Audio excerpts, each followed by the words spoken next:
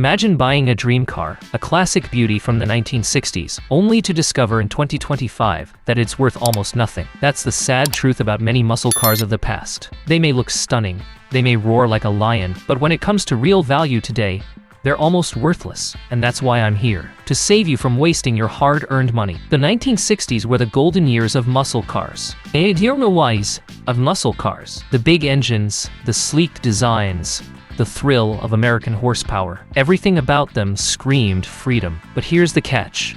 Not every car from that era aged like fine wine. Some lost their charm, their reliability, and most importantly, their demand. Collectors don't want them, young buyers don't care about them, and parts are a nightmare to find. That's why in 2025, these 20 so-called legends are no longer legends at all. Let's begin with one of the biggest shocks, the 1968 Ford Torino GTT. It looked powerful, but performance was nothing compared to other muscle cars of its time. Today, collectors see it as just another bulky Ford with no uniqueness. If you buy it now, you're buying problems, not a prize. Then comes the 1967 Dodge Charger. Yes, the early Charger. Before the legendary models of the late 60s and early 70s, this version was a disappointment. Heavy body, awkward styling, and unreliable mechanics.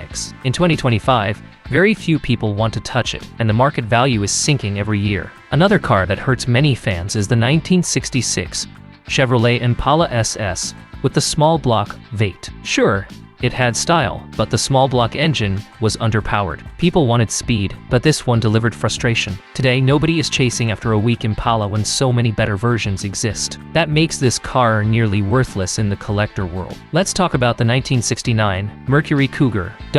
Yes, it looked sharp, but buyers in 2025 know the truth. It was Ford's attempt to compete with the Mustang, but it never reached Mustang's fame. Parts are hard to find, and most Cougars left are in poor condition. Value almost gone. And how can we forget the 1968 Pontiac Tempest? It had the looks, but not the performance. Compared to its brother, the GTO, the Tempest was like a weak shadow. Collectors today only want the GTO. The Tempest? Worthless. Now, let's pause and think. Why are these cars losing value? The answer is simple: lack of demand. A car is only valuable if someone desires it. In 2025, younger generations want modern muscle, or they only want the top-tier classics. Middle-road cars, underpowered versions, and forgotten models have no place in today's market. That's why they're rotting in garages and selling for pennies at auctions. But we're just getting started. If you think these first few names were surprising, because some of the most famous names of the 1960s, cars that people once dreamed of owning, are now sitting in the worthless category. And if you don't know which ones they are, you might make the mistake of buying one in 2025 and regretting it forever. So stay with me, because you'll see cars that once ruled the streets, but today are nothing more than bad investments. The deeper we go, the more shocking the list becomes, because some of these cars were once advertised as the future of American power. Yet in 2025, they're collecting dust and barely getting attention at auctions. Let's continue with the countdown of forgotten legends that turned worthless mistakes. The 1965 Plymouth Belvedere 2 is one of those names. Back in the day, Plymouth tried to push it as an affordable muscle car, but it was underpowered unless you went for the rare performance trims. Today, no one is interested in the plain versions. Collectors skip right past them, chasing after Roadrunners or GTSs instead. The Belvedere 2, it sits at the bottom of the market, almost unsellable. Another letdown is the 1968 Oldsmobile Cutlass S. The Cutlass. The Cutlass name was strong in the late 60s and 70s, but this version lacked the raw punch of its 442 sibling. Buyers today want the legendary Oldsmobile 442. The standard Cutlass S is viewed as bland and boring, and its prices prove it. It's not worth the restoration cost. Now let's talk about the 1967 Dodge Coronet 500. At first glance, it looked muscular, but the truth is, it was heavy and sluggish. Unless you had the top engines, you were left with a car that had style, but no soul. In 2025, collectors don't bother chasing average Coronets when Super Bs and RTs are around. That leaves the 500 models in the worthless pile. The 1969 Ford Fairlane 500 is another sad story. The Fairlane was Ford's mid-sized car, sitting awkwardly between the Mustang and the Torino. It tried to capture the muscle spirit, but it never stood out. And today, that lack of identity kills its value. Few people remember it, and fewer people want it. And here's one that may shock some people: the 1966 Buick Skylark. Yes, Buick had style, but when it comes to muscle cars, Skylark never reached the heights of the GS models. Collectors today want the Grand Sport, not the base Skylark. Without the performance engine, it's just an old Buick coupe. That's why in 2025, you'll see many Skylarks struggling to sell, often priced less than the cost of restoring them. Moving forward, the 1968 AMC Rebel tells another sad tale. AMC tried hard to enter the muscle car market, but the Rebel just didn't hit the mark. It lacked brand power, and the performance never truly matched rivals. Today, AMC cars have a niche following, but the Rebel is not the one people chase. That leaves it nearly worthless. The 1969 Dodge Polara is another forgotten name. Big, heavy, and often used as police cars, they were not designed for true muscle competition. Sure, it had engine options, but it was more about size than speed. And in today's world, no collector is paying big money for a massive gas-hungry car with little history behind it. And then there's the 1967 Pontiac Catalina. Everyone remembers the GTO, the Firebird, the Judge, but who remembers the Catalina? It was a full-size Pontiac that tried to show muscle, but it failed to connect with buyers then, and it fails even harder in 2025. Most Catalinas today are unwanted projects, sitting in backyards. So here's the pattern we're starting to see. Unless a 60s muscle car had real power,